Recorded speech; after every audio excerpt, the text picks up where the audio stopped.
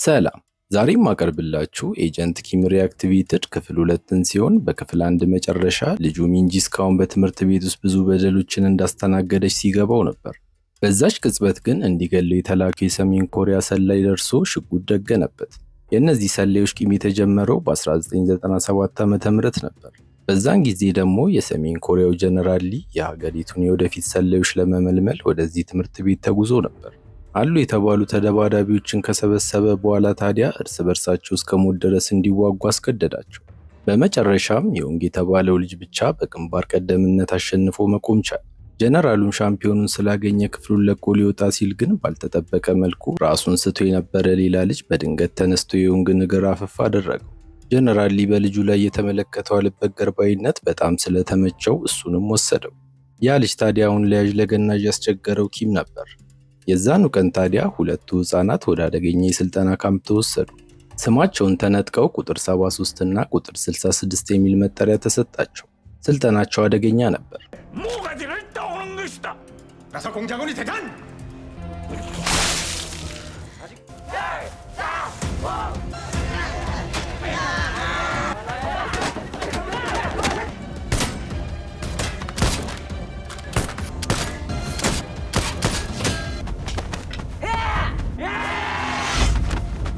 በኮሪያ ምድር ላይ እንደነሱ አይነት አታካች ፈተናዎችን የተፈተነ ሰላይ ኖሮ አያውቅም።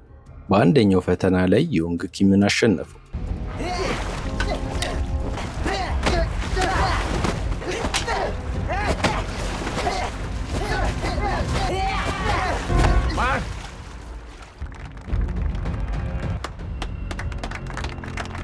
ሽንፈትን መቀበል የማያውቀው ኪም ታዲያ በቁጣ ነደደ።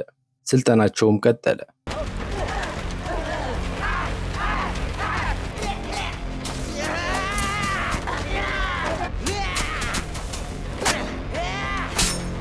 ከወራት ስልጠና በኋላ ግን ብዙዎቹ ሰልጣኞች መቋቋም አልቻሉ።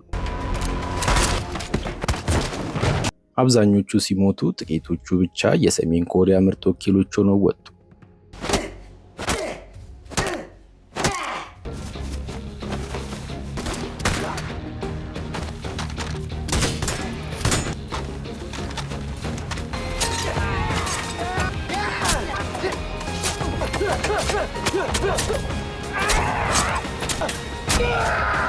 ከዓመታት በኋላ ሁለት የሰሜን ኮሪያ ምርጥ ሰላዮች ሆነው ተሾሙ። ወዲያውኑም በደቡብ ኮሪያ ግዛት ውስጥ የሚገኝን አንድ ከፍተኛ ባለስልጣን እንዲገሉ ተላኩ። ወደ ህንፃው ገብተው ጀርባውን ሰጥቶ የተቀመጠውን ሰው ሲመለከቱ ግን ዮንግ ያልተረዱት አደገኛ ነገር እንዳለ ተሰማው። ቀረብ ብሎ ሲመለከት ታዲያ እንደ ሰው መስሎ የተቀመጠው ቦምብ የተጠመደበት አሻንጉሊት መሆኑን ተረዳ። በሰከንዶች ውስጥም ቦምቡ ፈነዳ። ኪም ብቻ ከፍንዳታው ሲተርፍ፣ ዮንግ ግን እዛው ህይወቱ አለፈ። ከዚያች ቀን ጀምሮ ጀነራል ሊ ለዮንግና ለቡድኑ አባላት እልቂት ተጠያቂው ኪም እንደሆነ አምኖ ተቀበለ። እሱን ለመበቀልም ቀን ከሌት መስራት ጀመረ። ወደ አሁኑ ጊዜ ስንመለስ ኪም ከአይን በፈጠነ እንቅስቃሴ ራሱን አድኖ ከተኮሳቸው ጥይት ለማምለጥ ከግድግዳው ጀርባ ተሸሸጉ።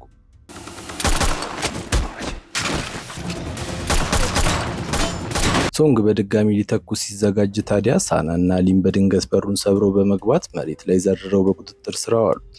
ሊም በትምህርት ቤቱ ቅጥር ግቢ ውስጥ ካየው ጊዜ ጀምሮ በሚስጥር ሲከታተለው ነበር።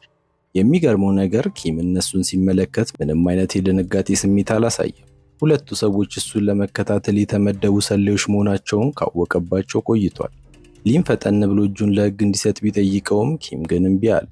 ልጁ ሚንጂ በመጥፋቷ የእሷን ደህንነት ሳያረጋግጥ ምንም አይነት ድርድር ለማድረግ ፈቃደኛ ለመሆኑን አሳወቃቸው። ትኩረታቸው መከፈሉን የተረዳው ሶንግ ታዲያ በድንገት አጸፋዊ ጥቃት ሰነዘረ።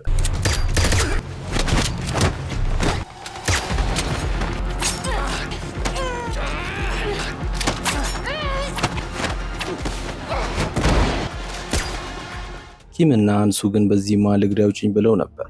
እነሱ በመኪናቸው አምልጠው ሲሄዱ ሳና ወደ ሊም ሮጠች። ደግነቱ ሊም የጥይት መከላከያ ለብሶ ስለነበር ተርፏል። ሶንግ እየተከተለ ከተኮሳቸው ጥይቶች መሃል አንደኛው ኪም ላይ በማረፏ ቁስሉን ለማከም በቻለው ፍጥነት ሞክሯል።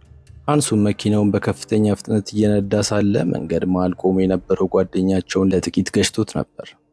በዚህ የተናደደው ጂንቹል ታዲያ ወደ መኪናው ሲገባ እንደ ልማዱ ማጉረምረሙን ቀጠለ። ነገር ግን የኪምን ቁስል ሲመለከት ደነገጠ። ሦስቱ ሰላዮች ለደቂቃዎች ካሰሱ በኋላ በመጨረሻ የሚንጂን ስልክ ከቆሻሻ መጣያ ውስጥ ያገኘውን የጎዳና ተዳዳሪ ማግኘት ቻሉ። ሰውየው ስልኩን አንድ ሰው ቆሻሻ ውስጥ ሲጥለው አይቶ እንደወሰደው ካመነ በኋላ የሰውየውን ገጽታ ገለጸላቸው። ወፍራም የሆነ ጸጉሩ ወደ ኋላ ያሰረና BMW የሚነዳ እንደሆነ አሳወቃቸው። ሃንሱ መኪናውን ወዲያውኑ አወቃት። ሰውዬ የጎልደን ቲዝ ታማኝ አገልጋይ የሆነው ሳንግማን ነበር። በሌላ በኩል ጎልደን ቲዝ በጋንግቻን ላይ የያዘውን መረጃ እንዴት ሊጠቀምበት እንደሚገባ እያሰበ ይገኛል። ይህንን አይነኬ ባለሀብት በእጁ በማስገባቱ ደስታው ወደር አልነበረው። ነገር ግን ከቅጥረኞቹ አንዱ ትኩስ ድንች ይዞለት ሲመጣ ደስታው በቅጽበት ከፊቱ ላይ ጠፋ።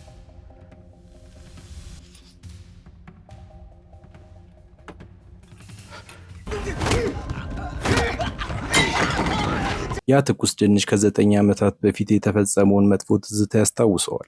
ከ9 ዓመታት በፊት ጎልደን ቲዝ የጋንግቻን ተራ ተላላኪ ነበር። ሳንክቹል የተባለው ምክትል ደግሞ የነዋሪዎቹን ፍቃድ ያላገኘውን አፓርትመንት ግንባታ በጉልበት ለማስፈጸም እየሞከረ ነበር። የዛን ቀን ታዲያ በጋንግቻን ትዕዛዝ መሰረት ጎልደን ቲዝ ከህንፃው ጫፍ ላይ ገፍትሮ ጣሉ። ጎልደን ቲዝ እንደ ዕድል ቢተርፍም ለረጅም ወራት በሆስፒታል አልጋ ላይ ሲማቀቅ ቆይቷል። በሕክምና ላይ በነበረበት ሰዓት ነው ነዋሪዎቹ የህንፃ ግንባታ ፕሮጀክቱ እንዲቀጥል መስማማታቸውን የሰማው። ይህንን ዜና ልቡን በቁጣና በበቀል አነደደው። ከሆስፒታል እንደወጣም መጀመሪያ ያደረገው ሳንክቹልን በመግደል ኩባንያውን በጉልበት መቆጣጠር ነበር። ከዚያም የሞት ፍርድ የፈረደበት ጋንግቻንግ ላይ ዘመተ። ጋንግቻን በሚገርም ሁኔታ ምንም አልደነገጠም፣ አልተናደደም። እንደውም በድፍረቱና በወኔው ተደንቆ የንግድ አጋሩ እንዲሆን ጥያቄ ያቀረበለት። እሱ ግን ጥያቄውን ውድቅ አድርጎ ጦርነቱን በይፋ አወጀ። የጋንግቻንን አደገኝነት የምናየው እዚህ ጋር ነው።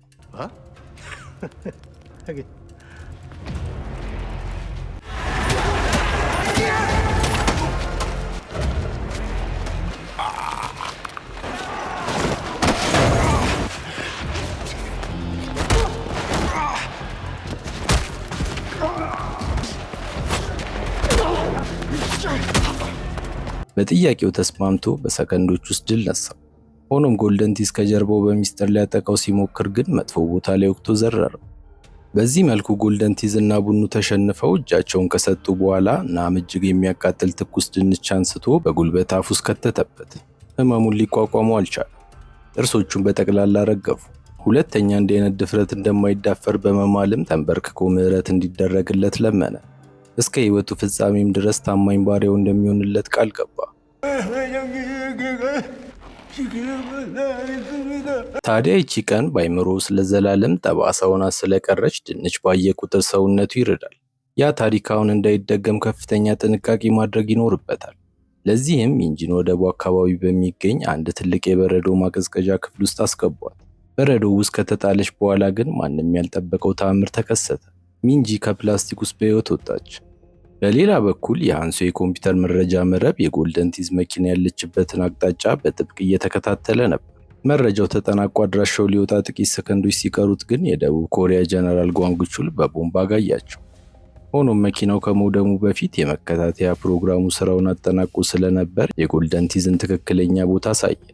ሃንሱ እጅግ የሚወዳትና የሚሳሳላት መኪናው በመውደሟ በከፍተኛ ቁጣ ተሞልቶ ወደ ውጭ ወጣ። ጓንግቹል በፍጥነት እጅ እንዲሰጥ እያስጠነቀቀ ቢሆንም ሃንሱ ግን በአደገኛ የቴኳንዶ ምት ተወረወረበት።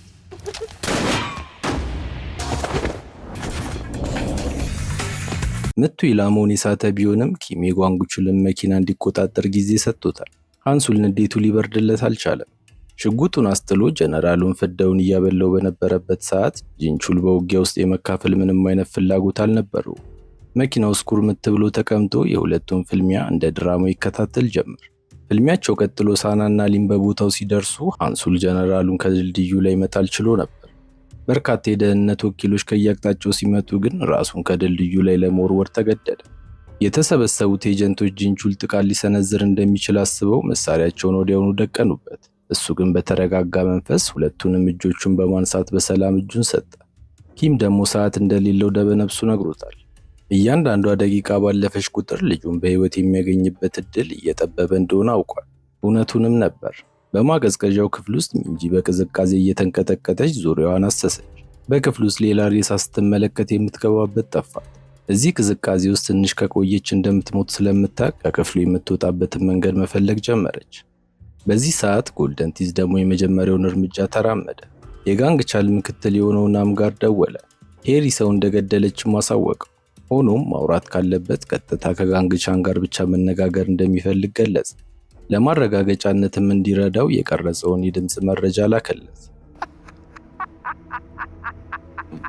ናም የሁኔታውን አደገኝነት ሲረዳ ወዲያውኑ ለጋንግ ቻን ሪፖርት አደረገ። እሱም የሚሰማውን ማመን አቅቶት እውነቱን ከልጁ አፍ ለመስማት ሞከረ። ፊት ለፊት አስቀምጦ በጠየቃት ጊዜ ግን ሄሪ እንደደረሰባት ሲገባት ስቅስቅ ብላ እያለቀሰች እውነቱን ማስረዳት ጀመረች። ሚንጂን እንዳልገደለቻት ይልቁንም በትንሹ ስትገፈትራት ድንጋይ ላይ እንደወደቀች ተናገረች። ጋንግ ቻን እውነቱን ደብቃ በመቆየቷ ደግሞ ፈልቶ በጥፊ መታት። ከመጀመሪያውን እሱ ጋር ብትደውል ኖሮ በቀላሉ ነገሩን ያስተካክለው እንደነበር ነገራት። ሄሪ ታዲያ እያለቀሰች ይቅርታ ጠየቀችው። እሱም አልጨከነባትም። ወደ እቅፉ አስገብቶ ሁሉንም ነገር በራሱ መንገድ እንደሚያስተካክለው ቃል ገባላት። ከሷ ጋር ከጨረሰ በኋላ ታዲያ ለናም አዳዲስ ትዕዛዞችን ለመስጠት ከክፍሉ ሲወጣ በሄሪ ፊት ላይ ይታይ የነበረው ፍርሃትና ድንጋጤ በቅጽበት ተሰወረ። ይህ ሁሉ ትወና ነበር። እሷም እንደ አባቷ ደመ ቀዝቃዛ እንደሆነች የምንመለከተው እዚህ ጋር ነው። በዛች ሰዓት ኪም ቦታው ላይ ደርሶ ነበር። የጎልደን ቲዝ መኪና በቦታው ቆሞ ሲያገኛት ታዲያ በቁርጠኝነት በዙሪያ ያለውን ማንኛውም ግለሰብ ማጥቃት ጀመረ። በማቀዝቀዣው ክፍል ውስጥ ከቅዝቃዜ የተነሳ ድምጿ እየተዘጋ የመጣው ሚንጂ የአባቷን ስም ደጋግማ ከመጥራት ውጪ ሌላ አማራጭ አልነበራት። እሱም ድምጿን የሰማ ይመስል እየተክለፈለፈ ያገኘውን ክፍል ሁሉ እየሰበረ ሲገባ ያገኘው የጎልደን ቲዝን ታማኝ አገልጋዮች ብቻ ነው። ሆኖም ሚንጂ ያለችበትን ቦታ ሊነግሩ ፈቃደኛ ስላልሆኑ በአሰቃቂ ሁኔታ መጨፍጨፉን ቀጠለ። በሰዓቱ ጎልደን ቲዝ ለጋንግ ቻንግ የሚሆን ማስረጃ ለመስጠት ሚንጂን ፎቶ ሊያነሳው ወደ ማቀዝቀዣው ገብቶ ነበር። እሷም ሰውየውን ባየችበት ቅጽበት ከሳጥኖቹ ጀርባ ተሸሸገች። ጎልደን ቲዝ ወደ ውስጥ እንደገባ ታዲያ ከጋንግ ቻን የስልክ ጥሪ ስለደረሰው ትኩረቱ ተሰርቆ ወደ ውጭ ወጣ። ሚንጂ ከበሩ ጀርባ ሆና ንግግራቸውን ታዳምጥ ነበር። ስልኩን እንዳነሳው ልጅ ባንተን የወጣችው ሲል አሾፈበት። አገዳደሏም አስክሬን ያሸሸችበትን መንገድ ልክ እንዳንተ ነው ሲል ካፌዘ በኋላ $2 ሚሊዮን ከከፈለ ሁሉም እንዳልተፈጠረ እንደሚሆን ቃል ገባለት። ነገር ግን ገንዘቡን ለመቀበል ሲመጣ ናምንም ሆነ ሌላ ሰራዊት ሳይዝ ብቻውን እንዲመጣ አስጠነቀቀው። እንደሚጠበቀው ጋንግ የተባለውን አላደረገም። ጥበቃዎቹን አስከትሎ ወደ ቦታው ለመሄድ ተዘጋጀ። የስልክ ንግግሩ እንደተጠናቀቀ ሚንጂ የበረዶ ማቀዝቀዣውን ከባድ የብረት በር ለመክፈት ስትሞክር በስህተት ከፍተኛ ድምፅ አወጣች። ጎልድ ቲዝ ሚንጂን አሁንም በህይወት መኖሯን ባወቀበት ቅጽበት ኪም ግብረ አበሮቹን ያለ ርኅራኄ እየደመሰሰ ነበር። እሷን በበሩ በኩል አጮልቃ ስታይ አይኖቿ ቀጥታ ከጎልደን ቲዝ አስፈሪ አይኖች ጋር ተጋጨ። በፍርሃት ተውጣ በሩን በኃይል ዘጋችው። እንዳይከፍተውም በብረት ዘንግ ድብና አድርጋ አሸገችው። ጎልደን ቲዝ በጣም ነበር የደነገጠው። ያሰበው ሁሉ እንደ ጉንበኖ ሲጠፋ ታየው። የሞተች መስሎት የነበረችው ልጅ በህይወት መኖሯን ሲረዳ ወዲያውኑ ለሁለት ታማኝ ገዳዮቹ ጥሪ ለማድረግ ስልኩን አነሳ። ኪም ሪቻቸውን እያበላቸው እንደሆነ አላወቅም። ሆኖም ሌላ ተጨማሪ ወሮበሎች ቡድን በከፍተኛ ፍጥነት ወደ ቦታው እየገሰገሰ ነው። በተመሳሳይ ሰዓት ኪም ሳንግማንን ይዞ መተንፈስ እስኪያቅተው ድረስ በጭካኔ ሲደበድበው በመጨረሻ እውነቱን ለመናገር ተገደደ። ሚንጂን ገድለው አሻራዋን እንዲያጠፉ ያዘዘቻቸው የጋንግ ቻን ልጅ ሄሪ መሆኗን አመነ። እሱ እንደሚለው በወቅቱ ሚንጂ ምንም አይነት የህይወት ምልክት አላሳየችም ነበር። አስክሬኗን በበረዶ ማቀዝቀዣ ክፍል ውስጥ ተደብቆ እንደሚገኝ አረዳው። ይህ ሰው የሚናገረው ሁሉ የኪምን ልብ እንደ እሳት አቃጠለው። አሁን ታዲያ ምንም ወደ ኋላ የሚያስብለው ምክንያት ስለሌለው ቡድኑን በጠቅላላ በጅምላ ሊጨፈጭፍ ወሰነ። ኪም በእነዚህ ሀሳቦች አይምሮ መናወዙን የተመለከተው ሳንግማን ታዲያ በኤሌክትሪክ ሊያነዝረው ሞከረ። ሆኖም በኪም ቅጽበታዊ እንቅስቃሴ ራሱ የኤሌክትሪክ ኩራት ሆኖ ቀረ። ይህ በእንዲህ እንዳለ የደህንነት ቡድኑ ጂንቹልን አስረው ወደ ዋናው መሪያቸው ካምፕ ይዘውት እየተጓዙ ነበር። በመንገድ ላይ ሳሉ ግን ከጓንጉቹል የተላከ ድንገተኛ መልእክት ስለደረሳቸው ወዲያውኑ አቅጣጫቸውን ቀይረው ወደ ተባሉት ቦታ መሩ። ጂንቹሉን የጫነችው አንድ መኪና ብቻ ወደ ካምፑ ጉዞዋን ቀጠለች። እሱም ታዲያ ይህንን ወርቅ ዕድል ተጠቀመበት። መጀመሪያ አስቀድሞ በሚስጥር ደብቆት የነበረውን አነስተኛ ብረት አውጥቶ የካቴናውን ቁልፍ በጥበብ ፈታ። ሰላዮቹ እርምጃ ከመውሰዳቸው በፊትም በፍጥነት ተንቀሳቅሶ ሙሉ በሙሉ ተቆጣጠራቸው። በመጨረሻ መኪናውን ቀምቶ ሰላዮቹን አስሮ መንገዱን ቀጠለ። ወደ ወደቡ ስንመለስ ከኪም እጅ ያመለጠ ወንጀለኛ ወደ መኪናው ገብቶ ለማምለጥ ሞክሯል። ችግሩ ግን ልጁን ያጣ የመሰለው ኪም እንደ ነብር እያደነው ነበር። በሌላ መኪና ተከትሎት በኃይል ገጨው። ኪም ምንም የማቆም ፍላጎት ያለው አይመስልም። ፍጥነቱን ጨምሮ ሁለተኛ ጊዜ በኃይል ሲገጨው ሰውየው በፍርሃት ተዋጠ። እንደምንም ብሎ አቅጣጫ በመቀየር ቢፈተለክም ኪም ግን አልተፋተው። በመጨረሻ የኪም መኪና በድንገት የተዘጋ መንገድ ውስጥ በመግባቷ ለጊዜው ተሰወረበት። በዚሁ ሰዓት ነበር የጎልደን ቲዝ ተጨማሪ ሰራዊት ቦታው ላይ የደረሱት። የሳንግማንን አስክሬን ሲያዩ በጣም ደነገጡ። ጎልድ ቲዝ ሁሉም ነገር እንዳሰበው እየሄደ ስላልነበረ ሁሉም በማቀዝቀዣው ክፍል አቅራቢያ እንዲሰበሰቡ አዘዘ። በዚያች ቅጽበት ኪም ነጯን መኪና በድጋሚ ተመለከተ። ፍጥነቱን ጨምሮ መንገዱን በመዝጋት ከመኪናው ጎን በኃይል ገጨው። ሰውየውንም በሕይወት መኖሩን ካረጋገጠ በኋላ ከመኪናው ጎትቶ ወደ ማቀዝቀዣው ክፍል እንዲመራው አስገደደው። ይህ በእንዲህ እንዳለ ሃንሱ ጓንጉቹልን ከወንዙ ውስጥ እየጎተተ አወጣው። የሀገሪቱ የደህንነት ተቋም ዋና አዛዥ የሆነው ጓንጉቹሉ መዋኘት አለመቻሉ አስደናቂ ነበር። ከሁሉ በላይ የሚገርመው ደግሞ ጂንቹል ወንዙ የሚያደርሳቸውን ቦታ በትክክል ገምቶ ቀድሟቸው መገኘቱ ነበር። እሱ እንዳለው ከሆነ ሊያገኛቸው የቻለው የንፋሱን አቅጣጫ፣ የውሃውን ፍሰትና የአካባቢውን የመሬት አቀማመጥ በጥንቃቄ በማስላት ወንዙ ሊያደርሳቸው የሚችለው እዚህ ጋር ብቻ እንደነበር ስላወቀ ነው። ሃንሱና ጂንቹል ታዲያ አንዳችም ጊዜ ሳያጠፉ ኪምን ለመርዳት ወደ ወደቡ ለማቅናት ወሰኑ። የደህንነት ቢሮው ወኪሎች በቅርቡ እንደሚከተሏቸው ስለተረዱ ሁለቱ ተለያይተው ለመንቀሳቀስና ተጨማሪ መሳሪያዎችን ለማሰባሰብ ተስማሙ። በሌላ በኩል ኪም የተያዘውን ቅጥረኛ እያስገደደ ወደ በረዶ ማቀዝቀዣው ክፍል ሲጓዝ በድንገት ተከበበ። እሱም ጓደኛቸውን ኮንቴነር ውስጥ ቆልፎበት ለፍልሚያ ተዘጋጀ።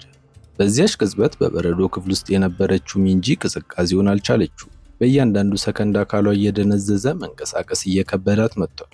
ከበሩ ውጭ የቆመው ጎልድ ቲዝ ደግሞ ልጅቷን ለማታለል በጣፋጭ ቃላት ማባበል ጀምሯል። የሆነውን ነገር ሁሉ በሚስጥር ከጠበቀችና ለማንም ካልተናገረች በነፃ እንደሚያሰናብታት ቃል ገባ።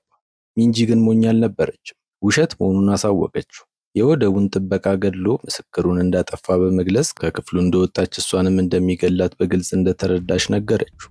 ልጅቷን ማታለል ያልቻለው ጎልድ ቲዝ ታዲያ ተጨማሪ ወሮበሎች እስኪደርሱለት ድረስ ከመጠበቅ ውጭ ሌላ አማራጭ አልነበረውም። በዚህም መሃል ኪም መንገዱን የዘጉትን ወሮበሎች በሙሉ መዘረር ችሎ ነበር። ከዛም አባላቸውን ከኮንቴነር አውጥቶ ወደ ማቀዝቀዣው ክፍል መምራቱን ቀጠለ። ነገር ግን ብዙዎቹ ሳይርቁ አንድ መኪና በከፍተኛ ፍጥነት እየገሰገሰ መጥቶ የተያያዘውን ወሮበላ ገጨው። ከመኪናው የወጣውም ሶንግ ነበር። እሱም ጥበብ የተሞላበት ፍልሚያ አካሄዱ።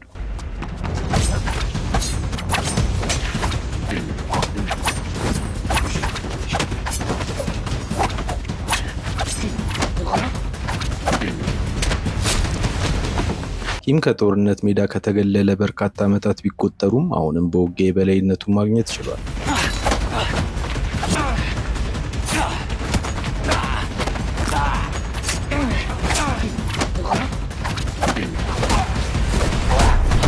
በጥቂት እንቅስቃሴዎችም ሶንግን መሬት ላይ ዘረረው። ሆኖም የወጣቱን ሕይወት የማጥፋት ዓላማ አልነበረውም።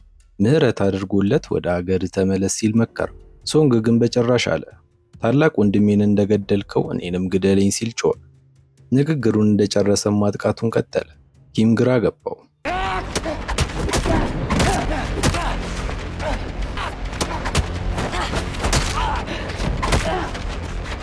መልሶ ጥሎትም ለምን እንዲያልከኝ ሲል ጠየቀው። በዚያች ቅጽበት ሶንግ የውስጡን ህመም ለማውጣት ተገደደ። ታላቅ ወንድሙ ዮንግን የገደለው ራሱ ኪም እንደሆነ ሙሉ ሰሜን ኮሪያ እንደሚያምን ገለጸ። ይህንን ሲሰማ ኪም በረጋ መንፈስ እውነተኛውን ታሪክ ማስረዳት ጀመረ። ዮንግን በጭራሽ እንዳልገደለው አስረዳው።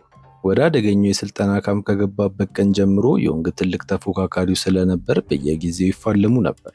ነገር ግን አሰቃቂ ስልጠናና አደገኛ ተልእኮችን አብረው እያለፉ ሲሄዱ ቀስ በቀስ ተቀራርበው የልብ ወዳጆች ሆኑ። ያንን አደገኛ ተልእኮ ከመቀበላቸው በፊት በነበረው ምሽትም ኪም እና ዮንግ አብረው ተቀምጠው ለረጅም ሰዓት ተጫውተዋል። ዮንግ በስልጠናው ስቃይ ብዛት የገዛ ስሙን እንኳን ማስታወስ እንደተሳነው ነግሮታል። ድርጅቱ የሚፈልገውም ይህንን ነበር። የሚገርመው ግን የኪምን ስም አሁንም ያስታውሰው ነበር። ይህንን ሲናገር ዮንግ ስሜቱን መቆጣጠር አልቻለም። ከዚህ በኋላ ምንም ቢፈጠር እንዳትረሳኝ ሲልም ኪምን ተማጸነው። ምክንያቱም በዚህ ዓለም ላይ የቀረው ብቸኛው ወዳጁ ኪም ብቻ ነበር።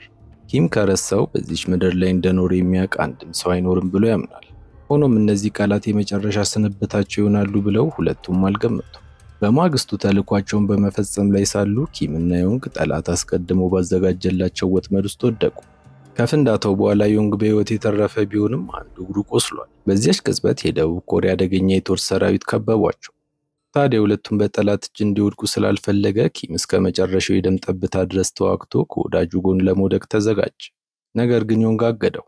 ለበርካታ ዓመታት ያንን ሲኦል ያሳለፉት በከንቱ ለመሞት ሳይሆን በሕይወት ለመኖር እንደሆነ አስታወሰው። በመጨረሻም ማንኛውንም ዋጋ ከፍላለሁ፣ በሕይወት ኑርልኝና አስታውሰኝ ሲል የተናገረው ንግግር በኪም ልብ ውስጥ ለዘላለም ተቀርጾ ቀረ። ትልቁ የብርታቱ ምንጭም ሆኖ። ሶንግ ታሪኩን በጥሞና ቢያዳምጥም የኪምን ማብራሪያውን መቀበል አልቻለም። ድጋሚ በቁጣ ተነስቶ ጥቃት ሰነዘረ። ቢላዋውንም በኪም ደረት ላይ ሰካው። ነገር ግን በዚህ ጊዜ ኪም ምንም አይነት አጸፋዊ ጥቃት አልሰነዘረም። በረጋ መንፈስ በአለቆቻቸው የሚነዱና አገልግለው ሲያበቁ የሚጣሉ መጠቀሚያዎች ብቻ እንደነበሩ ነገረው። ከዛም ላለፉት በርካታ ዓመታት ተቀብሮ የኖረውን አሰቃቂ እውነት ቀስ በቀስ ገለጠ። በወቅቱ እሱና ዮንግዝ አደገኛ ወጥመድ ውስጥ የገቡት በስህተት እንዳልሆነ አስረዳው። ነገር ሁሉ የተቀናጀውም በራሱ በጀነራል ሊ ነበር። ጀነራል ሊ የደቡብ ኮሪያ ወታደሮች የኪምን ቡድን እንዲያጠፋቸው ሲል መረጃውን ሆን ብሎ አሳልፎ ሰጠ። ከክስተቱ በኋላ ግን የተወቀሰው እሱ አልነበረም። በወቅቱ የነበረው የደቡብ ኮሪያ የመረጃ ቢሮ ዳይሬክተር ነበር ከስልጣኑ የተነሳው። በሱ ምትክ ደግሞ ጀነራል ሊ ስልጣኑ ተሰጠ። ኪም ንግግሩን ቀጠለ። ከካምፕ ከመለያየታቸው በፊት ዮንግ አንድ ቃል አስገብቶት ነበር። ታናሽ ወንድሙ በሕይወት እንዲኖር ማንኛቸውንም ነገር እንዲያደርግ አደራ ብሎት እንደነበር አወሳለት። እነዚህ ቃላት ዮንግ ሕይወቱን አሳልፎ ከመስጠቱ በፊት ለኪም አደራ የሰጠው የመጨረሻ ቃላቶቹ ነበሩ። ለዚህ ነበር ሶንግ በበቀል ስሜት ውስጥ እንዲኖር ያልፈለገው። ይህንን ከተናገረ በኋላ አንድ መልስ ሳይጠብቅ በጸጥታ ዞሮ በኃይለኛው ዝናብ ውስጥ መንገዱን ቀጠለ። በሌላ በኩል ሚንጃውንም በማቀዝቀዣው ክፍል ውስጥ ተኮማትራ እየጠበቀችው፣ እየተንቀጠቀጠች በቁጭትና በጸጸት አባቷን ያመናጨቀችበትን ቀናት ሁሉ ረገመች። በመሆኑም ወደ አባቷ በሕይወት ተመልሳ ጥፋቷን ሁሉ ለመካስ ስትል እንደምንም በሕይወት መቆየት እንዳለባት ለራሷ ቃል ገባች። በዚያች ቅጽበት አንድ ሀሳብ መጣላት። አቅራቢያ ወድቆ የነበረው ከባድ የብረት ዘንግ አንስታ የምትወጣበትን አጋጣሚ መጠበቅ ጀመረች። ውጪ ላይ ደግሞ ቀደም ሲል ተገጭቶ የነበረው ወሮ በላ እንደምንም ተነሳ። እየተንገዳገደ ወደ ማቀዝቀዣው ክፍል ከገባ በኋላ ለጎልድቲዝ የሚንጂ አባት ነኝ የሚል አደገኛ ሰው እሷን ፍለጋ እንደመጣ ነገረው። ይህንን ዜና በሰማበት ቅጽበት ታዲያ ጎልድቲዝ በቁጣ ወደ ማቀዝቀዣው ክፍል ገብቶ ክፍሉን ሁሉ ማሰስ ጀመረ። እየፈለጋት ሳለም ለማታለልና በስነ ልቦና ጨዋታ ሊሸውዳት እየሞከረ ነበር። ከተሸሸገችበት ብትወጣ ወዲያውኑ በሰላም እንደሚያሰናብታት ነገራት። ነገር ግን ሚንጂ በድንገት ከጀርባው ተከስታ በያዘችው የብረት ዘንግ መታችው። እሱ ራሱን ስቶ ሲወድቅ እድሉን ተጠቅማ ከመቀዝቀዣው ክፍል አምልጣ ወጣች። ነገር ግን ከበሩ እንደወጣች ከሌላኛው ወሮ በላ ጋር ፊት ለፊት ተገናኘች። ነገር ግን እሱንም አጋድማ በፍጥነት ከአካባቢው አመለጠች። የማምለጫ መንገድ እየፈለገች በኮንቴነሮች በተሞላው ውስብስብ መንገድ ውስጥ ስትሮጥ የጋንግቻን አደገኛ ሰራዊቶች ወደ ወደቡ ቅጥር ግቢ ሲገቡ ተመለከተች። ከሱ ጎን ሁልጊዜ የማይለየውና ምን ስታየው ወዲያውኑ አወቀችው። ለዚህም በፍርሃት ተውጣ አቅጣጫዋን በመቀየር ወደ ተቃራኒው መንገድ ሮጠች። ይህ በእንዲህ እንዳለ ኪም ደግሞ ወደ ማቀዝቀዣው ክፍል ደርሶ ነበር። ነገር ግን ቦታውን በጥንቃቄ ቢያስስም ሚንጂን ሊያገኛት አልቻለም። በቦታው ላይ ያገኘው ራሱን ስትወድቆ የነበረው ጎልደንቲዝም ብቻ ነበር። ሚንጂ ግን ዝም ብላ አልነበረም የወጣችው። በችኮላ የጻፈችው አጭር መልእክት መሬቱ ላይ አስቀምጣለታለች። አባቴ እስከዛሬ አንተን ባለመስማቴ በጣም ተጸጽቻለሁ፣ አሁን ግን ፈርቻለሁ ስትል ጽፋ ነበር። እነዚህን ጥቂት መስመሮች ባነበበበት ቅጽበት ኪም ልጇ አሁንም በሕይወት መኖሯን በእርግጠኝነት ተረዳ። ተስፋው ለመለመ። አንዲት ሰከንድ እንኳን ሳያባክን ከማቀዝቀዣው ክፍል ወጣ። እየወረደ በነበረው ኃይለኛ ዝናብ መሃል በወደቡ ቅጥር ግቢ ውስጥ በከፍተኛ ፍጥነት እየሮጠ ስሟን መጣራት ጀመረ። ያንን ሰፊ ወደብ ገልብጦም ቢሆን ልጁን ማግኘት እንዳለበት ቆርጧል። ለተወሰነ ጊዜ ሲፈልግ ከቆየ በኋላ በመጨረሻ ሚንጂ ከወደቡ ለመውጣት አጥሩን እየዘለለች እንደሆነ ተመለከተ። ድምፁ እስኪዘጋ ድረስ ጮኸ። ነገር ግን የማያቋርጠው የዝናብ ድምፅ የኪምን ጩኸት አፈነው። ሚንጂ አባቷን ጥሪ መስማት ስላልቻለች ወደፊት መሮጧን ቀጥላለች። በተመሳሳይ ሰዓት ጀነራል ጓንግቹል ከወንዙ ተጎትቶ ከወጣ በኋላ በመጨረሻ ራሱን አወቀ። በእነዚህ ጡረታ በወጡ ኤጀንቶች መበለጡ ቢያንጨረጭረውም ይበልጥ ያበሳጨው ግን በክሬዲት ካርድ ላይ የነበረው ገንዘቡ በሙሉ መሰወሩ ነበር። ለዚህ ዋናው ተጠያቂው ደግሞ ጂንቹል ነበር። አጋጣሚውን ተጠቅሞ የጓንግቹልን ካርድ በመውሰድ ውድ ምግቦችንና የተለያዩ የቅንጦት ዕቃዎችን ሲገዛ ነው የቆየው። በዚህ ጊዜ አንሱ ከአካባቢው ነዋሪ ሞተር ብስክሌት ገዝቶ ኪምን በውጊያ ለማገዝ ወዲያውኑ መንገዱን ጀመረ። በማቀዝቀዣው ክፍል ጎልደንቲዝ ራሱን ባወቀበት ቅጽበት ደሙ ፈላ። ችግሩ ግን የጋንግቻን ቅጥረኞች ቦታው ላይ ደረሱ። እናም ምንም አይነት ሰዓት ሳያቃጥል ጎልደንቲዝን በሰራተኞቹ ፊት በጭካኔ ደበደበው። እልውም በዚህ መልኩ ከተወጣ በኋላ የጋንግቻንን ትዕዛዝ አሳወቀው። ልጁ ሄሪን ለመጠበቅ ሲል ጎልደን ቲዝ እሷ የሰራችው ሁሉ እሱ እንደሰራው አድርጎ ኃላፊነት እንዲወስድ አስገደደው። እሱም ይህንን ሲሰማ ሚንጂ አሁንም በህይወት መኖሯንና ማምለጧን ይፋ አደረገ። እናም መረጃው እንደደረሰው ጠባቂዎች ወዲያው ተበታትነው ሚንጂን ማደን ጀመሩ። ጎልደን ቲዝን እንዲገለውም አንድ ሰው ብቻ ትተውለት ሌሎቹ ሄዱ። ነገር ግን እሱም አስቀድሞ ተዘጋጅቶ ነበር። ሊገሉ የመጣውን ግለሰብ ዘና ባለበት ቅጽበት በድንገት አጥቅቶት ከአካባቢው አመለጠ። በዚህ ሰዓት ሚንጂ ወደ ዋናው መንገድ ላይ ደርሳ ነበር። የሚያልፉትን መኪኖች እጇን በማወናጨፍ እንዲረዷት ደጋግማ ስትለምን ቆየች። ኪም ቦታው ላይ ሲደርስ ግን አካባቢው ላይ አልነበረች። ቦታው ላይ የደህንነት ካሜራዎች እንደተገጠሙ ያየው ኪምም ወዲያውን ወደ ሳና ደወለ። ካሜራዎቹን ተቆጣጥራ የሚንጂን አቅጣጫና ያለችበትን ቦታ እንድትነግረው ጠየቃት። እሷ ግን ወዲያውን የኪምን የስልክ ቁጥር ለጓንጉቹል ሪፖርት አደረገች። አሁን ገና ሁሉም ሁኔታውን በሚገባ ተገነዘቡ። ኪም በጭራሽ የደህንነት ቢሮውን የመቃወም ፍላጎት እንዳልነበረው ተረዱ። ከመጀመሪያው እስከ መጨረሻው ብቸኛው ዓላማው ልጁን መፈለግና ማዳን ብቻ እንደነበር የገባቸው አሁን ገና ነበር። ሆኖም ጓንጉቹል ግን ነገሩን በዚህ መንገድ አላየው። ኪም በነፃነት እንዲንቀሳቀስ ከተተወ አደገኛ የሀገር ስጋት እንደሆነ ስለሚያምን መላው የደህንነት ኃይል ሚንጂን እንዲፈልግ አዘዘ። ልጅቷን አስቀድመው ከያዟት ኪም በቀጥታ እጁን እንደሚሰጥ አልተጠራጠረም። ለዚህም ሲሉም የደህንነት ካሜሮቹን በጥንቃቄ በመፈተሽ ሚንጂ አንድ የቅንጦት መኪና ውስጥ ገብታ እንደሄደች ደረሱበት። በተመሳሳይ ሰዓት መኪና ውስጥ የነበረችው ሚንጂ ያሳፈራትን ሰው በአክብሮት አመስግና ከነበረባት ከፍተኛ ድካም የተነሳ ወዲያውኑ እንቅልፍ ወሰዳት። ነገር ግን ልጅቷ ቀደም ሲል ከተጋፈጠቻቸው አውሬዎች የበለጠ ወጥመድ ውስጥ መግባቷን አላወቀችም። የመኪናው ባለቤት ጠላቷ ጋንግቻን ነበር። ሚንጂ በገዛ ፍቃድ ወደ መኪና ስትገባ ያየው ጋንግቻን ደስታው ወደር አልነበረው። እድል ለልጁ ሄሪ ያደላሽ መስሎ ተሰማው። በሌላ በኩል ሳና ህሊናዋ እየወቀሳት ይገኛል። ኪምን ለዓመታት ታውቀው ስለነበር አሁን እያደረገ ያለውን ነገር ሁሉ ተረድታለች። ለዚህም የደህንነት ቢሮ አለቆቿን ትዕዛዝ ላለመቀበል ወሰነች። በሚስጥር ወደ ኪም ሜሴጅ ላከችለት። ሚንጂ የጋንግቻን መኪና ውስጥ ገብታ መሄዷን አሳወቀችው። ኪምም ይህንን ሲረዳ ልጁ ቀጥታ ጠላት እጅ ውስጥ መውደቋን አወቀ። በዚያች ቅጽበት አንሱ በሞተር ብስክሌቱ ቦታው ላይ ደረሰ። አንዲት ሰከንድ እንኳን ሳያባክኑ የጋንግቻንን መኪና ለማሳደድ በሙሉ ኃይል ተፈተለኩ። ነገር ግን የአንሱ አሮጌ ሞተር ሁለት ሰው በመሸከሙ ፍጥነቱ እየሞተ ስለነበር እንደውም በሁለቱ መካከል ያለው ርቀት እየሰፋ ሄደ። ብዙም ሳይቆይ ሚንጂ የተጫነችበት መኪና ወደ ጋንግቻን ግዙፍ ቤተ መንግስት ገባ። ቅጥረኞቹም ወስደዋት ልብሷን ካስቀየሯት በኋላ ቀጥታ ወደ መሪያቸው ቢሮ መሯት። ጠላቷ እጁ ሰተት ብላ እንደገባች የተረዳችው ሚንጂ አሁንም መንፈሷን ለማረጋጋት እየሞከረች ነው። በልጁ ሄሪ ላይ ለደረሰው ነገርም ይቅርታ በመጠየቅ ጋንግቻን ስለረዳት አመሰገነችው። እሱም ምንም እንዳልገባው በመሆን ስለተፈጠረው ነገር ሲጠይቃት ሚንጂ ምንም እንደማታስታውስ አስመሰለች። ከእንቅልፏ ስትነቃ ማቀዝቀዣ ውስጥ ራሷን እንዳገኘችውና መጨረሻ የምታስታውሰው የርዕሰ መምህሩን ቢሮ ለቃ መውጣቷን ብቻ እንደሆነ ተናገረች።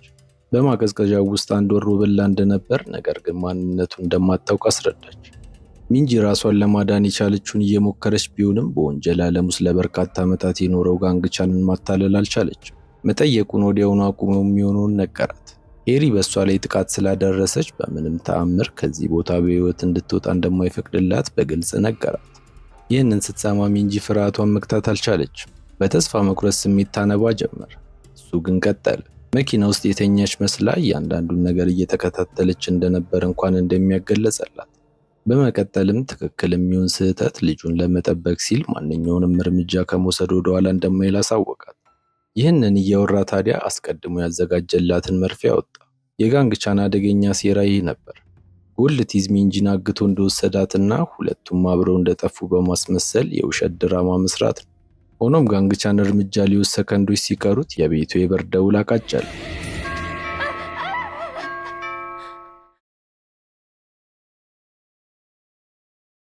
እስከ መጨረሻው ስለተከታተላችሁኝ አመሰግናለሁ። ምንም አይነት ሀሳብና አስተያየት ካሉት ኮሜንት ላይ ለማስቀመጥ ወደ ኋላ ይበሉ። ቪዲዮውን ላይክ እና ሰብስክራይብ በማድረግ ያበረታቱን። አመሰግናለሁ።